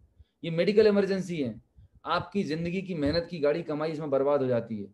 क्यों हो गई? क्योंकि आपने खुद ध्यान नहीं रखा। अगर आप थोड़े से एजुकेट और अवेयर हो जाएंगे तो बहुत सारी प्रॉब्लम से आप प्रिवेंट कर सकते हैं अपने आप को।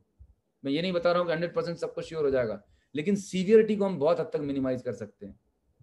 नाउ पॉइंट आपके सामने जो बहुत क्रिटिकल और इंपॉर्टेंट पॉइंट है, जो आपको भी समझना ये है कि आपने देख लिया कि एलोपैथी मेडिसिन क्या कर रही है। क्या बाईपास के बाद दवाइयां बंद हो जाती हैं? 4 नई गोलियां और ऐड हो जाएंगी। मतलब मरीज के साथ हो क्या रहा है? मरीज के साथ हो रहा है मनोरंजन।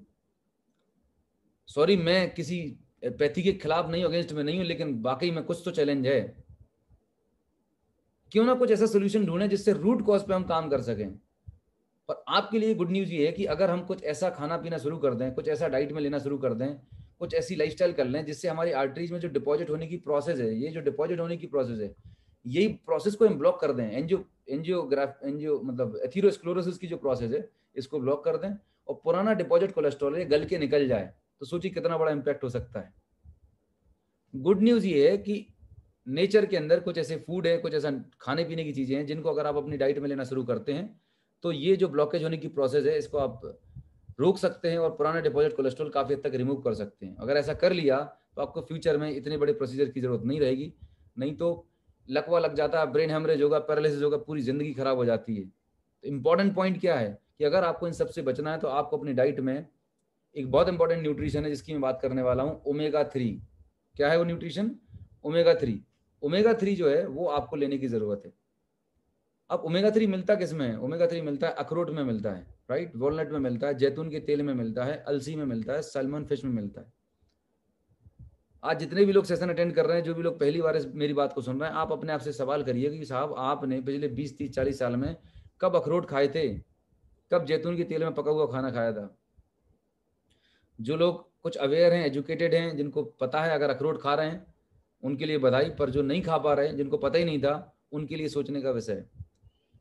प्रॉब्लम पता क्या है कि हमारी ह्यूमन बॉडी जो है ओमेगा 3 आपकी बॉडी खुद से नहीं बना सकती। जिस तरीके से अगर आपको आयरन चाहिए बॉडी को तो आप पालक खाते हैं, विटामिन ए चाहिए तो आप गाजर खाते हैं, कैरेट लेते हैं, विटामिन सी चाहिए तो नींबू खाते हैं।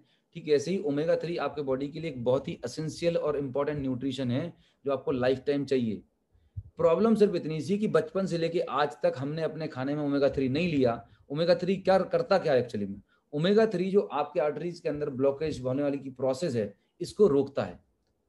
कोलेस्ट्रॉल, बैड कोलेस्ट्रॉल होने, डिपॉजिट होने की प्रोसेस को रोकता है और डिपॉजिशन को निकालता रहता है। तो जब आप डेली बेसिस पर ओमेगा 3 कंज्यूम करेंगे तो आपके ब्लॉकेज क्लियर होते रहेंगे, डिपॉजिट ही नहीं होंगे। जब ये डिपॉजिट ही नहीं होंगे, ब्लॉकेज होगा ही नहीं, तो आपको क्यों बीपी शुगर की प्रॉब्लम होगी, क्यों आपको हार्ट अटैक आएगा? This is the very important and critical point. तो आपकी डाइट में ओमेगा 3 होना बहुत इंपॉर्टेंट है। अगर आप अखरोट खाते हैं तो 1 या 2 अखरोट खा रहे हैं, उससे कुछ नहीं होने वाला, क्योंकि 20 साल पुराना जो इतना सारा कोलेस्ट्रॉल जमा है वो नहीं निकलने वाला। सबसे बेहतरीन और सबसे आसान और सबसे नेचुरल जो चीज़ है जिसमें ओमेगा 3 अच्छा होता है वो होता है फ्लैक्स सीड्स, अलसी होता है, जिसमें ओमेगा 3 एक सफिशिएंट क्वांटिटी में पाया जाता है। तो या तो आप मुट्ठी भर अलसी रोज खाएं।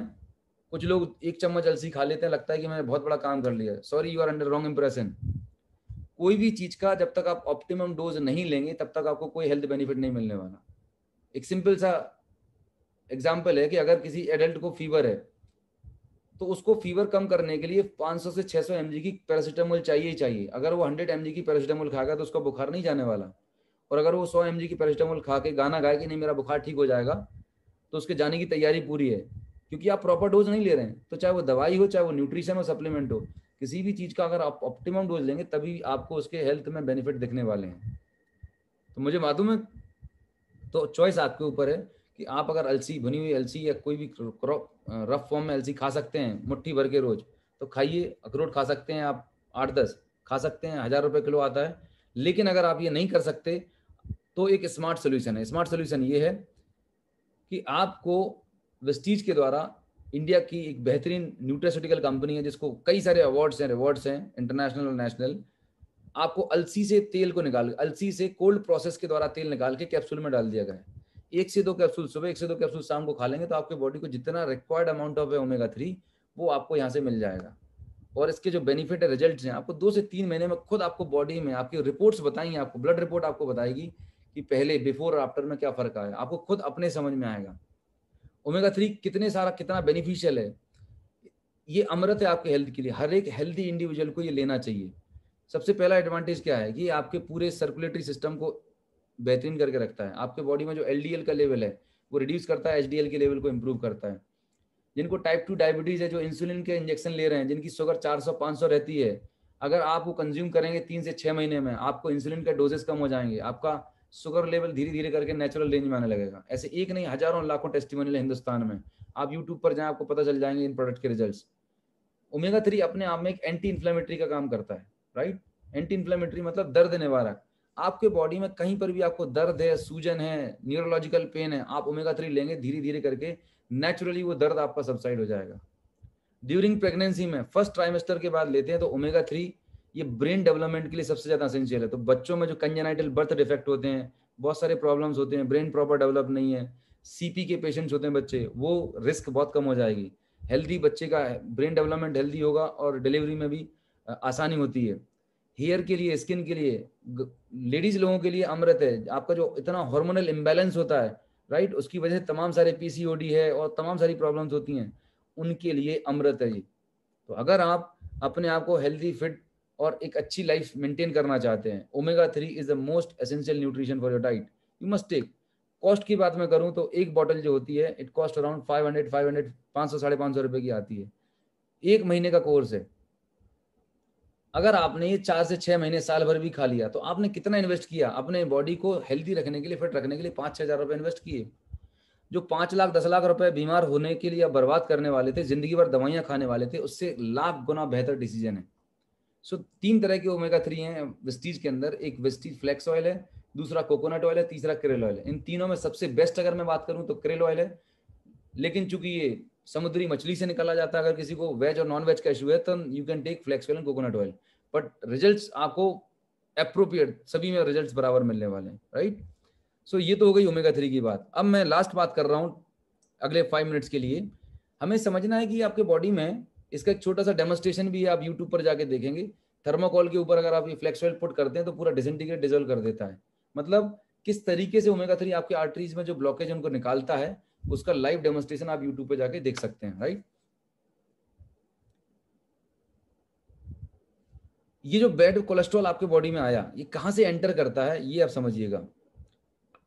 हमारे और आपके घरों में जो हम कुकिंग ऑयल यूज करते हैं, मोस्ट ऑफ द टाइम जो कुकिंग ऑयल यूज कर रहे होते हैं, वो कुकिंग ऑयल कौन सा यूज करते हैं? ज्यादातर हम मार्केट से रिफाइंड ऑयल लेके आते हैं। ये एनडीटीवी की रिपोर्ट है, यहाँ से आपको पता चलेगा कि वो ऑयल के अंदर क्या डाला हुआ है। आपके तेल में छुपा है ऐसा स्लो पॉइजन जो हर रोज आपको मौत के करीब ले जा रहा है। ये खुलासा किया है दिल्ली की एक संस्था CAC यानी centre for science and environment ने। देश के 30 बड़े तेल ब्रांड्स को CAC ने अपने लैब में टेस्ट किया और जो नतीजा निकला वो बेहद चौंकाने वाला था। CAC के मुताबिक आप जिस तेल का इस्तेमाल करती हैं उसमें मिला हुआ है ऐसा प्रतिबंधित ट्रांस फैट जो सेहतमंद इंसान को भी दे सकता है हार्ट अटैक, कैंसर, डायबिटीज और अल्जाइमर जैसी खतरनाक बीमारियां। जरा सोचिए, आप जिस तेल का इस्तेमाल करती हैं वो तेल हर पल आपको ले जाता है खतरनाक बीमारी के पास। आपके तेल तो इम्पोर्टेंट ये है कि हम कौन सा तेल यूज करें। बहुत सारा रिसर्च किया गया है। रिसर्च के बाद ये पता चला है कि जो राइस ब्राइन ऑयल होता है, प्रेस्टीज में एक बेहतरीन शानदार कुकिंग ऑयल आता है जिसको बोलते हैं राइस ब्राइन ऑयल। आपने बहुत सारे ब्रांड्स आते देखे होंगे rice bran oil, but there is some difference, बहुत सारा डिफरेंस इस राइस ब्राइन ऑयल में और मार्केट के राइस ब्राइन ऑयल में। राइस ब्राइन ऑयल पैदा कैसे होता है? राइस के ऊपर जो ब्राउन कलर का लेयर होता है, छिलका होता है, उससे निकाला जाता है और वर्ल्ड की leading medical organization WHO, national institute of nutrition Hyderabad and American heart association, जो लीडिंग कार्डियोलॉजी संस्था है जो मेडिकल रिसर्च करती है हार्ट रिलेटेड डिजीज के ऊपर, उन्होंने रिसर्च के बाद ये पाया कि जिन फैमिलीज में जो लोग राइस ब्राइन ऑयल को यूज करते हैं अपने कुकिंग में, उन फैमिलीज में BP, शुगर, हार्ट अटैक की रिस्क बहुत कम हो जाते हैं एज कम्पेयर टू वो फैमिलीज जो नॉर्मल रिफाइंड ऑयल को यूज कर रहे हैं। ऐसा क्या होता है राइस ब्राइन ऑयल के अंदर? राइस ब्राइन ऑयल के अंदर एक एक्टिव कंपोनेंट होता है जिसको हम बोलते हैं गामा ओराइजिनोल। गामा ओराइजिनोल एक एक्टिव कंपोनेंट होता है। गामा ओराइजिनोल करता क्या है? गामा ओराइजिनोल बेसिकली जो आर्टरीज के अंदर आपके जो बैड कोलेस्ट्रॉल डिपॉजिट है, पहली बात तो वो डिपॉजिट होने की प्रोसेस है उसको ब्लॉक करता है, जिससे ब्लॉकेज की प्रोसेस बंद हो जाती है। दूसरा, जो डिपॉजिट है उसको धीरे धीरे करके रिमूव करने में हेल्प कर रहा होता है। मतलब ये है कि आपके घर में, आपके किचन में ही बीमारी का जो खजाना है ना, वो आपके किचन में छुपा हुआ था। अगर आज के इस सेशन से आपको कोई चीज क्लिक होती है तो मेरी आपसे एक रिक्वेस्ट है, एक मैसेज है कि अगर आप अपने आप को हेल्दी रखना चाहते हैं, फैमिली को इन बीमारियों से बचाना चाहते हैं, तो दुनिया की जितनी भी आप अच्छे कपड़े में, अच्छे परफ्यूम में, अच्छी लग्जरी कारों में जो खर्चा कर रहे हैं, ठीक है, सबसे एक चीज जो चेंज करना है वो आपका कुकिंग ऑयल है। सबसे इंपॉर्टेंट, क्रिटिकल है, क्योंकि यहीं से आपके बॉडी में डिपॉजिट होने की प्रोसेस जारी होती है और 5, 10, 15, 20 साल से जब ये डिपॉजिट ज्यादा हो जाता है तो फिर ये बीमारी में कन्वर्ट हो जाता है। आपको अगर मैं लॉजिकली बताऊं तो जो आप मार्केट से रिफाइंड तेल आप लेके आते हैं, क्या कॉस्ट आप लेते हैं? कोई भी ब्रांड का आप उठा के देखें, वो रिफाइंड तेल बनता है सोयाबीन से। सोयाबीन से बनता है, मेजोरिटी ऑफ रिफाइंड तेल सोयाबीन से बनाया जा रहा है। अगर आप उसकी कॉस्टिंग निकालें तो 1 kg सोयाबीन जो होता है, 1 kg सोयाबीन की कॉस्ट होती है 40 रुपीज। 1 kg सोयाबीन से अगर आप ऑयल को एक्सट्रैक्ट करें तो कितना लीटर तेल निकलने वाला है? Hardly 200 ml। 1 kg सोयाबीन की कॉस्ट है 40 रुपीज। अगर आपको 1 लीटर सोयाबीन ऑयल निकालना है तो आपको 5 kg सोयाबीन लगने वाला है। 5 kg सोयाबीन की जो कॉस्टिंग आती है वो आती है 200 रुपीज। मार्केट से आप जो रिफाइंड तेल लेके आ रहे हैं वो 100 रुपए में, और एक्चुअल में प्योर रिफाइंड तेल आपको मिलेगा 200 रुपए लीटर। आप सोच के तो देखिए आपको क्या मिल रहा है। मार्केट में जितने भी रिफाइंड तेल आपको मिल रहे हैं, 90% या 95% ज्यादा रिफाइंड तेल के अंदर पाम ऑयल डाला जाता है, जो गाढ़ा चिपचिपा ऑयल है, जो 100 मतलब 20, 25, 30 रुपए लीटर मार्केट से, मतलब जो थाईलैंड है, मलेशिया से इंपोर्ट होता है, उसको मिला के डाला जा रहा है। सबसे खतरनाक चीज है जो हमारे बॉडी में जा रही है, और सबसे बिना हमारी कोई भी कुकिंग प्रोसेस है वो तेल हम यूज कर रहे हैं। तो अगर आपको हेल्दी रहना है, फिट रहना है, तो आपका कुकिंग ऑयल आज ही रिप्लेस कर दीजिएगा। आप बहुत सारी बीमारियों को अपने घर से निकाल सकते हैं। गैस है, एसिडिटी है, तमाम सारा जो प्रॉब्लम्स होती हैं वो आप मिनिमाइज कर देंगे। राइस ब्राइन ऑयल क्यों अच्छा है, इसके बारे में हमारे प्रधानमंत्री मोदी जी ने ये बताया कि राइस ब्राइन ऑयल हेल्थ के लिए कितना बेनिफिशियल है। पाकिस्तान के गांवों में भी हो सकता है। मैं नौजवानों को उदाहरण देता हूं। आपके उड़ीसा में चावल की खेती होती है, पैडी पैदा होती है, उसका जो छिलका होता है, उसका जो तेल निकलता है, आज वो दुनिया में खाने के लिए उत्तम तेल माना जाता है। बहुत बड़ी मात्रा में भारत से सबसे महंगा तेल अगर विदेश जाता है तो ये चावल के छिलके से निकला हुआ तेल जाता है। क्या उड़ीसा, आपको क्या लगता है, मतलब ये किसी कंपनी या ब्रांड को प्रमोट नहीं कर रहे हैं, उनका इतना मानना है कि हिंदुस्तान की सरकार का, हमारे देश में को डायबिटीज की कैपिटल है, ओबेसिटी में हमारे सबसे हाईएस्ट नंबर बढ़ते जा रहे हैं, बीपी के केस नंबर किस बढ़ रहे हैं। एक इंपॉर्टेंट चीज है, कुकिंग ऑयल है जो हमारे घरों में यूज हो रहा है, अगर हम बदल लें तो लाखों करोड़ रुपए जो इलाज में, बीमारियों में, ट्रीटमेंट में खर्चा हो रहा है वो हम सेव कर सकते हैं। सिर्फ छोटा सा एक बदलाव, एक छोटा सा एक डिसीजन आपको और आपकी फैमिली को बहुत सारी बीमारियों से बचा सकता है। इसके अलावा राइस ब्रान ऑयल के क्या बेनिफिट हैं, अमेजिंग बेनिफिट हैं। सबसे पहला, ये आपको हार्ट को हेल्दी रखता है। दूसरा, इसके अंदर एक फेरोलिक एसिड होता है। 40-50 ईयर्स के आसपास जो फीमेल्स में मीनोपॉज से रिलेटेड कॉम्प्लिकेशंस आते हैं, राइट, उनकी बॉडी में प्रोजेस्टेरोन हार्मोन कम होने लगता है, मीनोपॉज आने लगता है, तो फेरोलिक एसिड मीनोपॉज से रिलेटेड जो कॉम्प्लिकेशंस हैं उनको मिनिमाइज करता है, राइट, और एक हेल्थ को मेंटेन करने में हेल्प रखता है। हमारी जो स्किन होते हैं, स्किन की जो इलास्टिसिटी है और जो अच्छी स्किन दिखने का राज होता है, हमारी स्किन में एक स्क्वेलिन करके कंपोनेंट होता है जो स्किन को ग्लोइंग और इलास्टिसिटी बना के रखता है, यंग लुकिंग रखता है।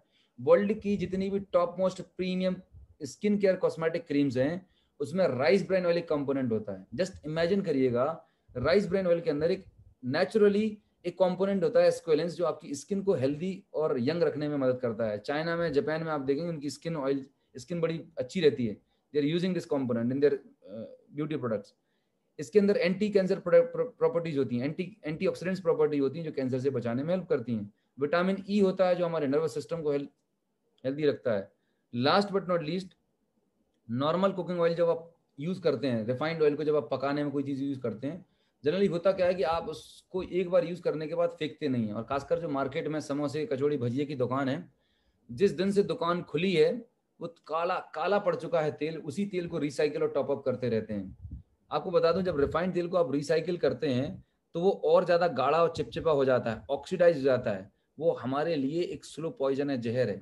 मेहरबानी करके बाहर का जो जंक फूड होता है, डीप फ्राइड चीजें होती हैं, उनको अवॉइड करिए, क्योंकि यही वो चीजें हैं, यही वो बैड चीज है, कोलेस्ट्रॉल जो हमारे बॉडी में डिपॉजिट हो रहा है। राइस ब्रान ऑयल के अंदर सबसे बड़ा एडवांटेज क्या है कि rice bran oil 100 degree temperature पर स्टेबल होता है। अगर इसको आप 2-3-4 बार रिसाइकिल भी करेंगे तो ये ऑक्सीडाइज नहीं होता, गाढ़ा नहीं पड़ता और धुआं नहीं छोड़ता है, राइट। 2-3 बार आप रिसाइकिल करेंगे, इससे ज्यादा रिसाइकिल नहीं करना चाहिए।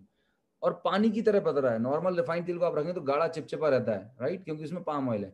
Vestige rice bran oil 100% pure है और बिल्कुल नॉन स्टिकी टाइप का रहता है और लेस एब्जॉर्बिंग फार्मूला है। नॉर्मल रिफाइंड तेल अगर आपके घर में 4 लीटर लगता है महीने का, मतलब आप 400 रुपए खर्च कर रहे हैं, साथ में बीपी, शुगर, हार्ट अटैक आपको फ्री में मिलता है रिफाइंड तेल यूज करने से। लेकिन अगर आपने ऑयल चेंज किया, Vestige rice bran oil use किया या एक कोई अच्छा ब्रांड यूज किया, तो आपको पहला तो इतने सारे हेल्थ बेनिफिट मिलने वाले हैं। ये हेल्थ कुकिंग ऑयल कम है, न्यूट्रिशन मतलब टॉनिक की तरह काम करने वाला है, वो ज्यादा है। साथ में आप इतनी सारी बीमारियों को अवॉइड कर सकते हैं। कॉस्ट कितनी है, लेस एब्जॉर्बिंग फार्मूला है, तो सिर्फ 2 लीटर में आपका महीने काम हो जाने वाला है। सो एक तो कॉस्ट भी आपकी बच रही है, साथ में जो इतनी सारी बीमारियां होने वाली थी उनसे आप अपने आपको, अपनी फैमिली को प्रोटेक्ट कर सकते हैं। सो आज के जो हेल्थ सेशन में मैं समराइज करूंगा, मैंने जो आपको चीजें बताई कि अगर आपको हेल्दी रहना है, फिट रहना है, तो आपको 4 चीजों पर काम करना है। नंबर 1 एक्सरसाइज, दूसरा पॉजिटिव एटीट्यूड, तीसरा रेस्ट और चौथा न्यूट्रिशन मतलब बैलेंस डाइट। आपको खाना प्रॉपर करना है। खाने में आपको सलाद प्रॉपर टाइम पे लेना चाहिए, बिकॉज सैलेड जो होती है वो आपकी बॉडी को क्लीन करने में बहुत हेल्प करती है। तो मेक श्योर 1 प्लेट सलाद सुबह शाम खाना खाने से पहले जरूर कंज्यूम करें। इससे आपका डाइजेशन सिस्टम प्रॉपर रहेगा, इससे आपका ब्लड शुगर, कोलेस्ट्रॉल कंट्रोल करने में हेल्प रहती है। प्लस मैंने आपको बताया ये जो सप्लीमेंट्स हैं ये फाउंडेशन सप्लीमेंट है, बेसिक सप्लीमेंट है। हर एक हेल्दी इंडिविजुअल को अपनी फैमिली में ये कंज्यूम करना चाहिए। ये एक छोटा सा इन्वेस्टमेंट है अपने ऊपर, अपने फैमिली को हेल्दी रखने के लिए। आने वाले टाइम में लाखों रुपए एलोपैथी और मेडिसिन की जरूरत ना पड़े, उनको आप अवॉइड करें। तो एक अच्छा हेल्दी रूटीन प्लस एक प्रॉपर न्यूट्रिशन आपको और आपकी फैमिली को हेल्दी बना के रखने में हेल्प करने वाला है। सप्लीमेंट में क्या लेना है आपको, protein powder, right, spirulina, flax oil मतलब ओमेगा 3 एंड राइस ब्रान। ये 4 बेसिक फाउंडेशन सप्लीमेंट हैं जो एक नॉर्मल हेल्दी फैमिली को लेना चाहिए।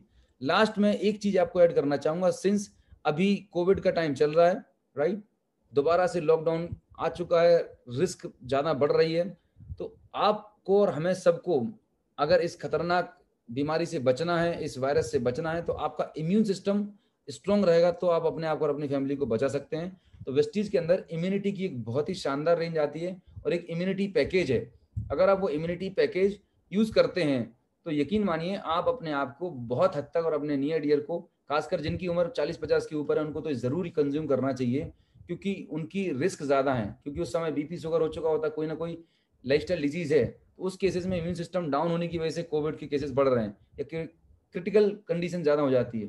तो ये कुछ नेचुरल सप्लीमेंट्स हैं वेस्टीज के पास, जिनको हम बोलते हैं इम्यूनिटी पैकेज, इम्यूनिटी बूस्टर्स, और ये नेचुरल है, 100% आयुर्वेदिक हैं। इनको आप यूज करना शुरू करें आने वाले 6 महीने साल भर, आई एम श्योर कि आप और आपकी फैमिली इस क्रिटिकल प्रॉब्लम से अपने आप को प्रोटेक्ट कर सकते हैं। वो प्रोडक्ट क्या है? पहला नोनी है। नोनी एक प्लांट होता है, मोरिंडा सिट्रीफोलिया। इस पर एपीजे अब्दुल कलाम ने किताब लिखी है नोनी के ऊपर, नोनी द मिरेकल फ्रूट। कोलेस्ट्रॉम जो होता है, गाय भैंस जब बछड़े को जन्म देती है ना, तो ताजा दूध जो निकलता है, जो पीओसी निकलता है, कोलेस्ट्रॉम, वो एक प्रोडक्ट है वेस्टीज के अंदर। अगर आपके घर में बच्चे हैं 2, 4, 5 साल और बड़े, हर कोई व्यक्ति इसको ले सकता है, 100% सेफ है। मेरे घर में 2 डॉटर्स हैं, उनको थ्रू आउट द ईयर हम कोलेस्ट्रॉल दे रहे होते हैं, and touch wood, by God grace, सर्दी जुकाम खांसी बुखार बार बार हॉस्पिटल के चक्कर नहीं लगाने पड़ते। It is amazing. बच्चे से लेके बड़े सभी को ले सकते हैं। कर्क्यूमिन मतलब हल्दी, हमारे घरों में हल्दी, हिंदू समाज में मतलब हिंदुस्तान में हल्दी का एक बहुत इंपॉर्टेंट रोल है। कोई भी पूजा होती है तो वहाँ यूज करते हैं। चोट लग जाती है, घाव लग जाता है, तो बोला जाता है कि रात को गर्म दूध में डाल के गोल्डन मिल्क पीना चाहिए, राइट? वो हल्दी है, पर उसमें जो एक्टिव कंपोनेंट होता है कर्क्यूमिन, वो बहुत कम मात्रा में होता है। तो ये जो कर्क्यूमिन वेस्टीज का सप्लीमेंट है, इसमें जो एक्टिव कंपोनेंट है हल्दी का, दैट इज कर्क्यूमिन, वो एक अच्छी क्वांटिटी में होता है। और हल्दी जो का जो मेन कंपोनेंट होता है कर्क्यूमिन, वो काली मिर्च जो पाइपरिन होता है उसके साथ में आपकी बॉडी में अच्छे तरीके से काम कर सकता है। तो ये एक साइंटिफिकली डिजाइन फॉर्मूला है जो आप यूज कर सकते हैं 1 सुबह 1 शाम। आंवला, विटामिन सी हम सब जानते हैं, इम्यूनिटी के लिए बहुत अच्छा माना जाता है।